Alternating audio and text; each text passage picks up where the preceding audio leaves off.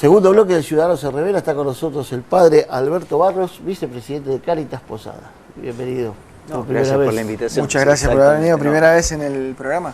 No, pues muchas gracias por la confianza y la invitación. Por favor. Padre, para arrancar esta entrevista quería preguntarle qué opinión le parece esto de la emergencia alimentaria.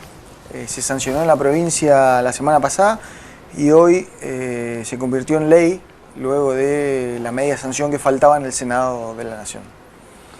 Bueno, creo que a nadie le escapa que estamos viviendo una situación socioeconómica complicada, que hay mucha gente que tiene dificultades a la hora de poder acceder a alimentos de manera suficiente, de calidad, nutritivos, y desde ese lugar, en su momento la Comisión de Pastoral Social del Episcopado, bueno, se adhirió a esta propuesta, focalizando sobre todo en los chicos, en los más pequeños, diciendo, bueno, teniendo en cuenta que un chico mal alimentado o desnutrido tiene obviamente muchas dificultades en el aprendizaje, es un candidato a dejar la escuela en cualquier momento, lo cual va a implicar después una dificultad enorme a la hora de entrar en el ámbito laboral. Entonces, obviamente se necesita un refuerzo en todo lo que sea alimento para nuestros hermanos y hermanas más pobres, muy especialmente en el caso de los niños, ¿no?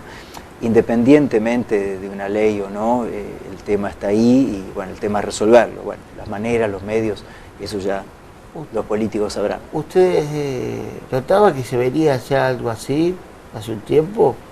Más allá de lo que había a nivel en Buenos Aires, acá en Misiones, por ejemplo. Sí, lo que nosotros veníamos viendo y que cada vez que nos preguntan decimos los mismos, que desde hace un tiempo el tema alimentos se ha transformado en un reclamo mayor a los equipos de Cáritas que funcionan en las distintas parroquias y Cáritas Diocesana, que es quien coordina, bueno, las actividades de todos los equipos que están en las diferentes parroquias de la diócesis, ¿no? Y bueno, el reclamo de alimentos bueno, fue creciendo en los últimos tiempos, lo cual obviamente es un indicador de que algo estaba afectando muy especialmente a nuestras familias más pobres, ¿no?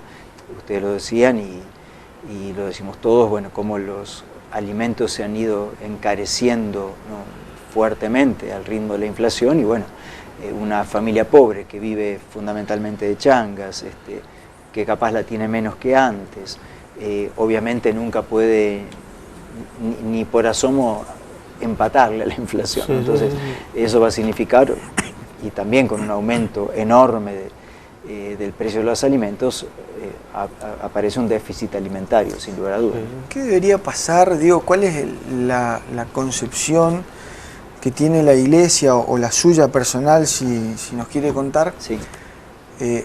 ¿Cuál es el camino? Porque pasan los gobiernos, se reduce algunos puntos, vuelve a crecer algunos puntos, viene una crisis económica y se dispara la pobreza, pasan 10 años por ahí con una mejora de la economía donde vuelve a bajar algunos puntos, pero siempre hay un núcleo duro de 25 a 35% que pareciera que nadie le encuentra la vuelta.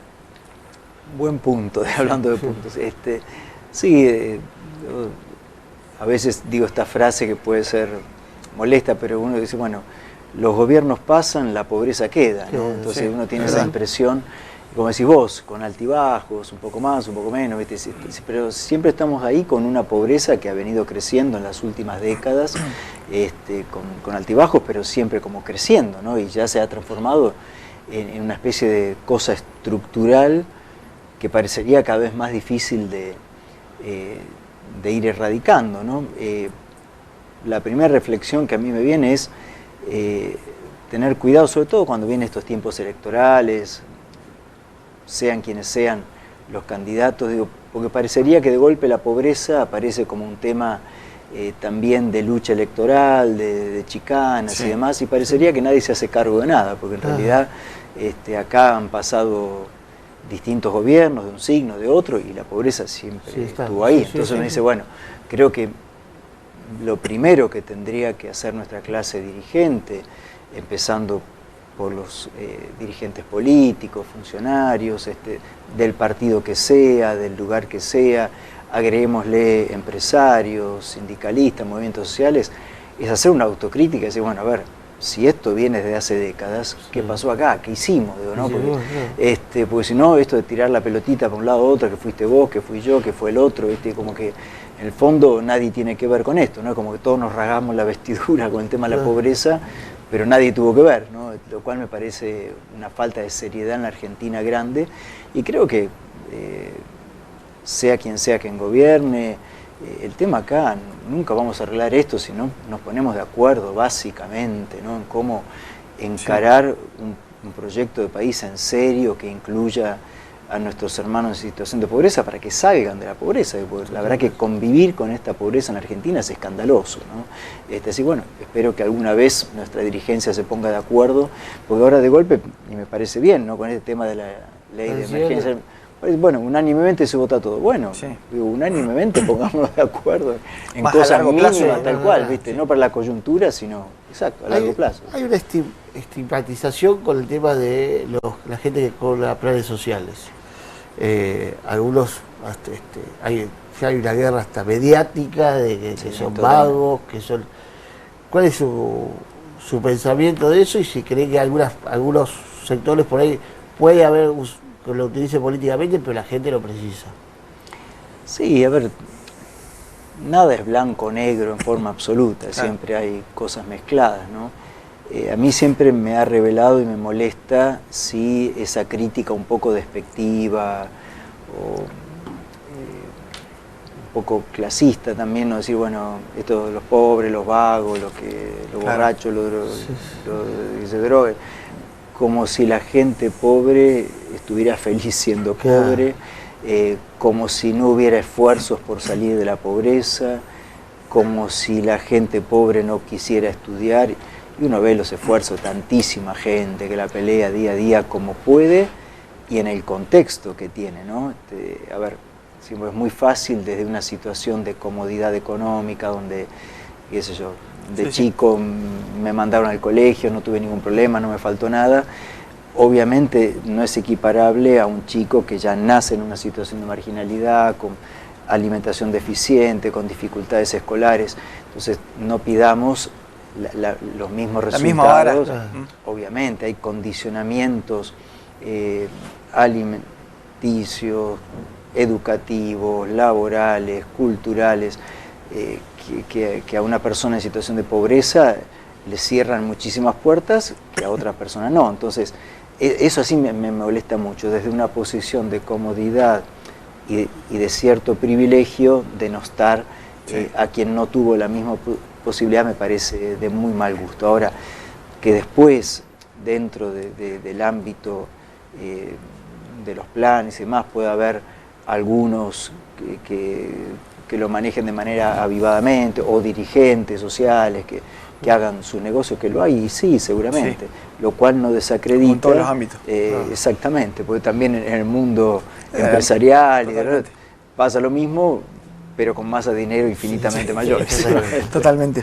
Usted tocó un tema que a mí me interesaría mucho su opinión, y que tiene que ver con, por ejemplo, dos personas que crecen en un mismo entorno, una misma familia, un mismo barrio, con las mismas condiciones socioeconómicas. Una puede salir adelante, la otra no. Y en eso su pensamiento, ¿cuál es? Depende más del Estado, depende más de la persona, más allá de que somos todos diferentes, ¿no? Porque a veces uno piensa, la pobreza no se va a terminar nunca, no por culpa del Estado, si asiste o no asiste, sino porque hay gente, se escucha decir esto, hay gente que no la pelea tanto como merece pelearla o como se necesita pelearla para salir, como que se queda, más allá de que nadie sea feliz estando en la pobreza, no se esfuerza tanto, se escucha decir.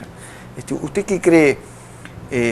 ¿Depende más de la persona y de su esfuerzo o condiciona mucho más el contexto socioeconómico, familiar, el barrio, el entorno?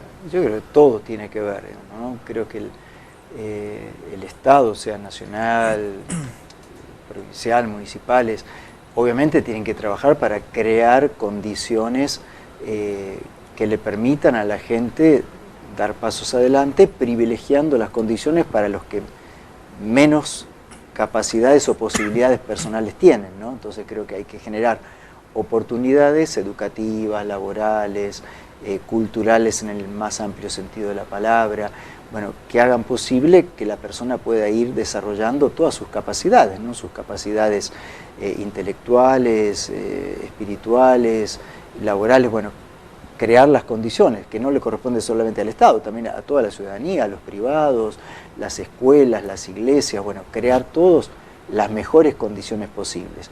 Ahora después, obviamente, depende mucho de la persona, y la persona en su entorno también, familiar, barrial, porque no es lo mismo este barrio que aquel otro, sí, claro. No es lo mismo este colegio que aquel colegio, no es lo mismo un chico que en su familia experimentó una situación de abuso, hay situaciones a veces personales muy duras que a una persona le hacen muy difícil, claro, la marcan y que por ahí se da en cualquier clase social, ¿no?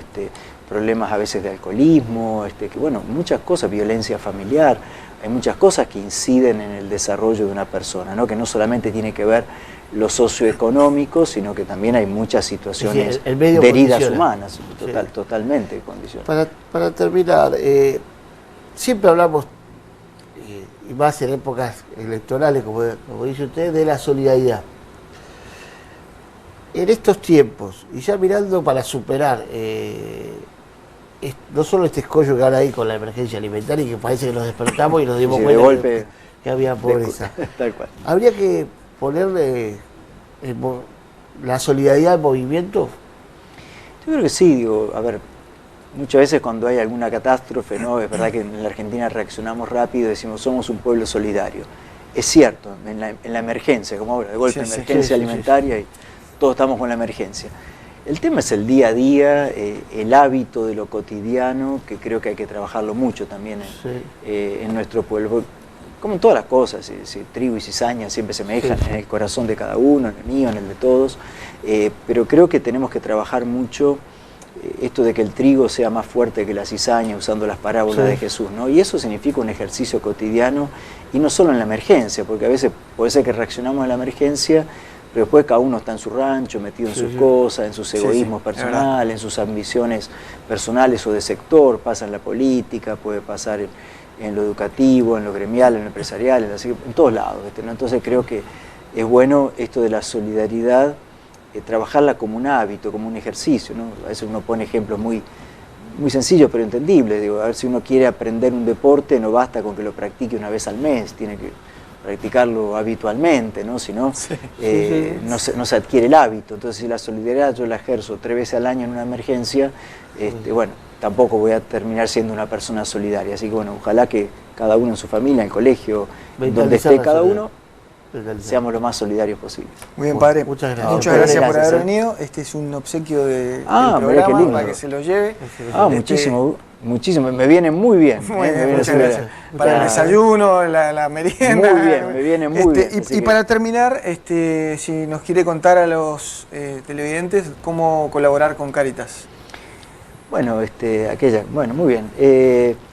Toda persona que quiera dar una mano, sea compartiendo tiempo, compartiendo cercanía con quienes necesitan, sea con los enfermos, con los más pobres, etcétera, o compartiendo bienes, ropa, mercadería.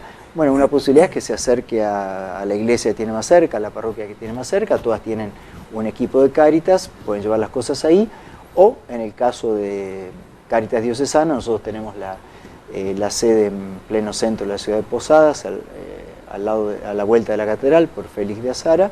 Bueno, y ahí estamos todas las mañanas, por ahí estamos en algún barrio y demás, pero siempre algunos de los chicos están de lunes a viernes de 8:30 a 12:30. Perfecto. Muchas gracias. Gracias a ustedes por la invitación. Por favor.